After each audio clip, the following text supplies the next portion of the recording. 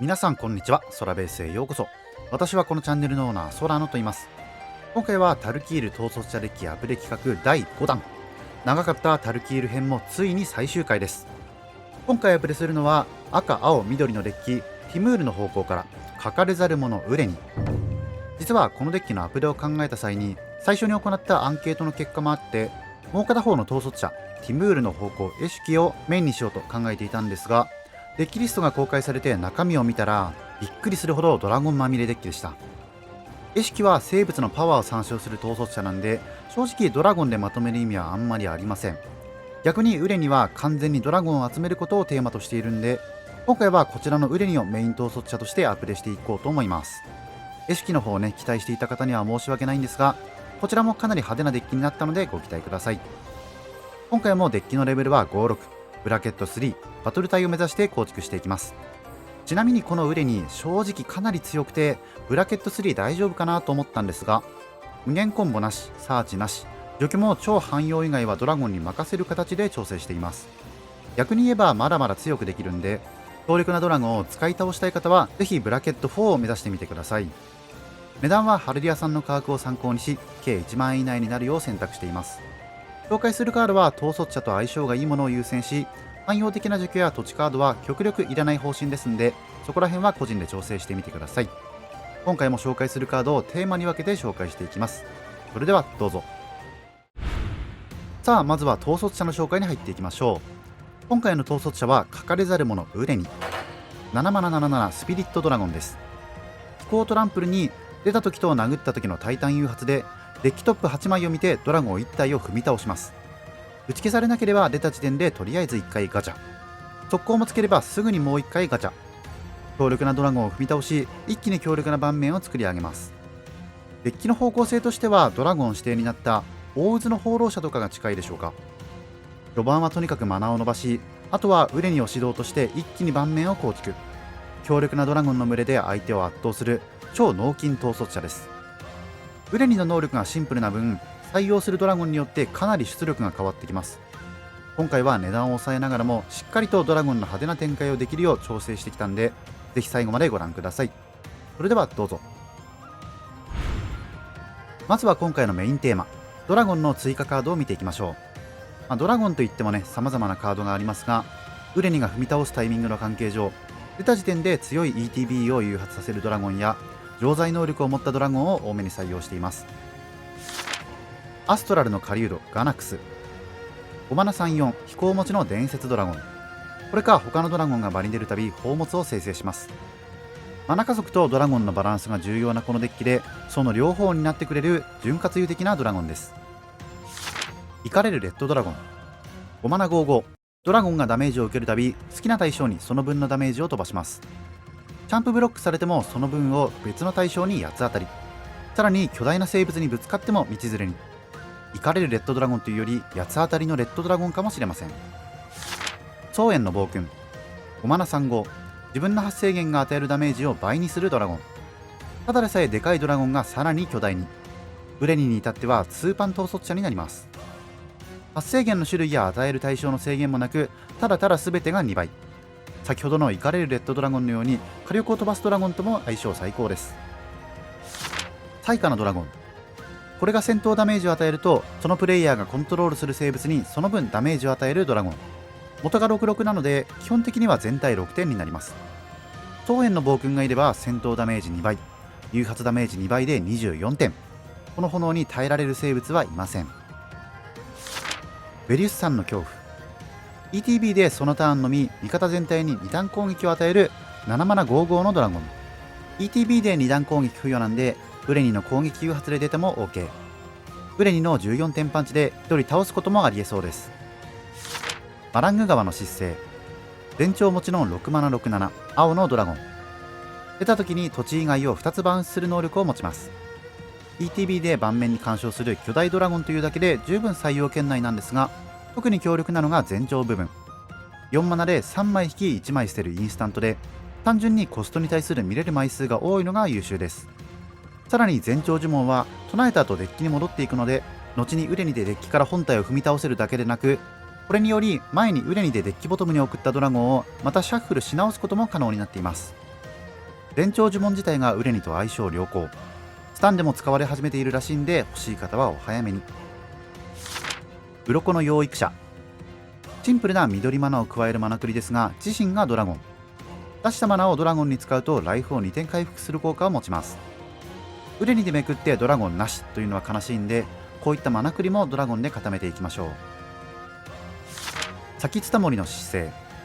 自身か他のドラゴンが出るたびに3点ライフを回復する5マナ4号の緑のドラゴン。前長部分に基本森限定の工作を内蔵しており、マナ加速とゲインというランプに欲しいものを備えています。強力な前長と合わせて盤面でもライフ差でも相手とのアドバンテージを広げていきましょう。ドラゴンの大母。参加人数が多い統率者で強力な各アップキープ誘発でコート鈍色2を持つ11のドラゴンを生むみんなのお母さん。子供がたまに共食いしてしまうのはドラゴンの凶暴性ゆえなのでしょうか。出てすぐ仕事をしてくれるわけではありませんが、このデッキの苦手な横展開をサポートしてくれます。捕鳥竜ミーリム。他のドラゴンが場に出るたびに伝説でないコピーを生むウレニと同じティムールカラーのドラゴン。ドラゴンの統率者といえばシソドラゴンかこれといった人気の伝説ドラゴンです。これがいるだけでどんどんドラゴンが増える様はまさに恐怖。ご丁寧に伝説もなくすんで何でも増えていきます。これを絡めたコンボルートも結構あるんですが、誘発がね結構複雑なんで各自調べてみてください。たまにはウレニとミーリムを交換して別デッキとして遊ぶのも面白そうですね。終わらぬ歌ウレニ。8マナ10プロテクション白黒に飛行トランプルを持つ圧倒的わがままボディを持った巨大ドラゴン。 ETB で自分がコントロールする土地の数分ダメージを生物かプレインズウォーカーに割り振る能力を持っています。盤面を焼き払いながら降臨するまさにフィニッシャー。汎用除去を弾くプロテクション白黒も硬いです。次はウレニを早期に着地させるためのマナ加速を紹介。7マナ統率者なんでマナ加速はしっかり入れておきましょう。オーブ・オブ・ドラゴンカインド。口に出して読みたいアーティファクト1枚目。ドラゴン専用のマナ加速ができる2マナファクトです。サクルとトップ7枚からドラゴンを回収できるんで、タリスマンにおまけがついたくらいで運用しましょう。カーネリアン・オーブ・オブ・ドラゴンカインド。口に出して読みたいアーティファクト2枚目。3マナかつ赤マナしか出ませんが、そのマナからドラゴンを唱えるとなんとそのドラゴンに速攻を与えます。出てすぐ殴りたいウレニに最も欲しいマナファクト。爆発力が一気に高まります。ジェイド・オーブ・オブ・ドラゴンカインド。口に出して読みたいアーティファクト3枚目。今度は緑マナバージョンです。この効果はこれから生んだ緑マナで唱えたドラゴンに次の自分のターンまで呪言を付与する効果。ウレニがせっかく速攻を得たとしても除去されたら終了。それを弾いて攻撃誘発まで持っていくことが可能です。赤緑両方合わさればまさに無敵。ぜひ揃えたいですね。ちなみに青は戦術2なんで別に必須じゃないです。呪われた鏡。本体だけを見るとただ3マナで1マナ生むだけですが、出るときに生物1体の速攻付きコピーになれるマナファクト。序盤に出せばマナ加速。後から引いてもウレニをコピーして ETB と攻撃誘発をさせながらウレニを統率者領域に戻す。いつ引いても強力で、場合によっては相手の生物をコピーしても強い。正直赤なら入れ得な気がしますね。ロナスの狂信者。2マナで緑1マナ。さらに同盟を達成していれば緑を4マナも生むマナクリ。永遠もあり自力で蘇ることも可能です。同盟達成で一気に4マナ生むのはさすがモダホラ。ドラゴンからさらに高マナ域までジャンプしましょう。通報の角笛。指定した部族のコストが1マナ減る部族サポート系ファクト。アップキープにデッキトップがその部族ならそのカードをハンドに加えることも可能です。それ以上特に言うことはないんですが、部族デッキが好きならとりあえず入れておいていい性能ですね。ウルザの保育器。指定した部族のコストを2マナも軽減してくれるファクト。ただし自分だけでなく対戦相手にも効果があります。今回はドラゴンなんで被りは多くないかもしれませんが、人間などの汎用部族で使う際には注意が必要です。ボーラスの回覧者ドムリ。自軍に10修正を与える錠剤を持った3マナグルールカラーのプレインズウォーカー。プラスで赤か緑を1マナ加え、そのターンクリーチャーが打ち消されなくなる効果も持ちます。マイナスではクリーチャー2体で格闘。味方がいればすぐ盤面に干渉できるのが偉いです。大型をぶん投げるこのデッキに苦手な打ち消し対策に加え、マナ加速と除去という欲しい能力がまとまった優秀プレインズウォーカー。修正度が低いんですぐやられてしまいますが、1回でも使えれば十分な感じがします。次に紹介するのは速攻を付与するカード。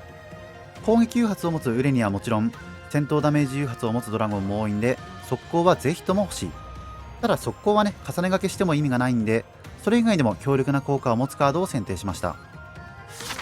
8世紀の召使い。タップで避けることで無色2マナを生むエレメンタル。このマナを生物に使うと速攻を付与することができます。序盤に出しておいて2マナ加速しながら速攻付与。使い切りですが、このデッキに欲しい組み合わせです。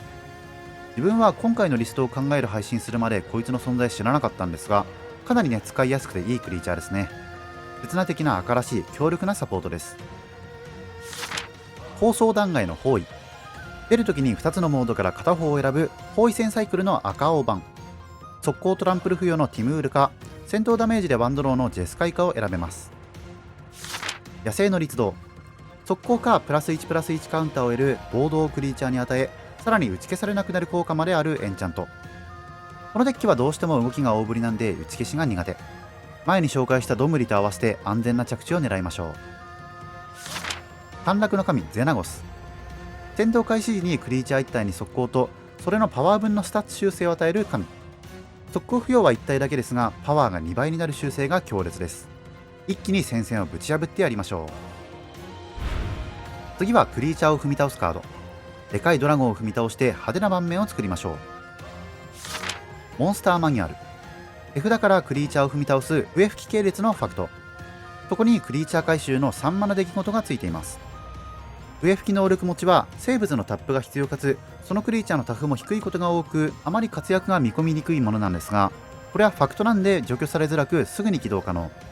4マナの本体に2マナ起動なんで、最悪6マナですぐ踏み倒しが可能です。怪物渦。パワー5以上のクリーチャー呪文を唱えるたび、そのマナ総量分の発見を行うエンチャント。運に左右はされますが、何度でも繰り返し発見を行えるのが強力です。壮麗なる創造。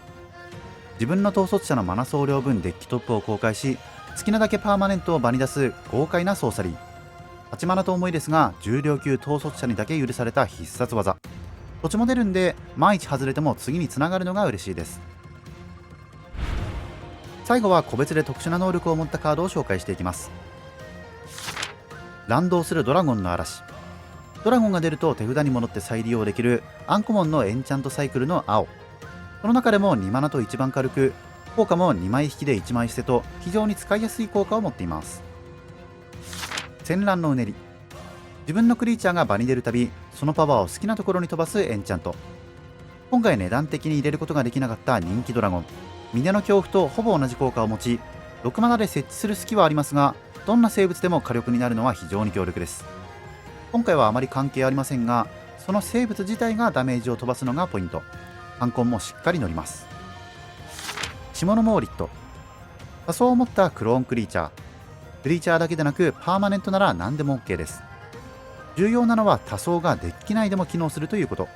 つまりウレニでめくれれば場に出すことができます。他の強力なドラゴンになってもいいですが、そのままウレニになって再度誘発させても OK。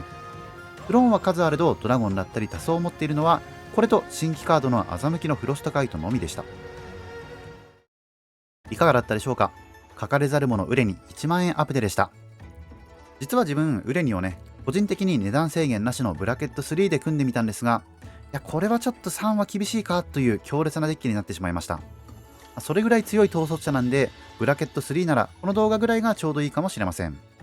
最初も言いましたが、まだまだ強くできるんで、ぜひねブラケット4を目指してみてください。というわけで、これにてタルキール竜蘭録統率者デッキ1万円アップでコンプリートしました。皆さんいかがだったでしょうか。本当に最近はね、構築済みの時点でかなり強くてびっくりしちゃいますね。今回は5種ということでかなり時間かかっちゃったんですが、参考にしていただければ幸いです。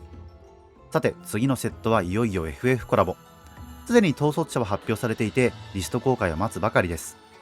予約段階の今の時点ですでにマジック史上最も売れているとのことで、その期待度の高さが伺えます。自分もね、実はちまちま FF 進めておりまして、発表までにできるだけ予習しておきたいなと思ってるんで、ちょっと次回の動画までは期間が空いちゃうかもしれません。その分 FF コラボの動画はいいものにするんで、お待ちいただければと思います。というわけで今回の動画はこれぐらいで終わろうと思います。この動画が面白いと思ったら高評価、チャンネル登録、X のフォローをお願いいたします。それでは次回の動画でまたお会いしましょう。バイバイ。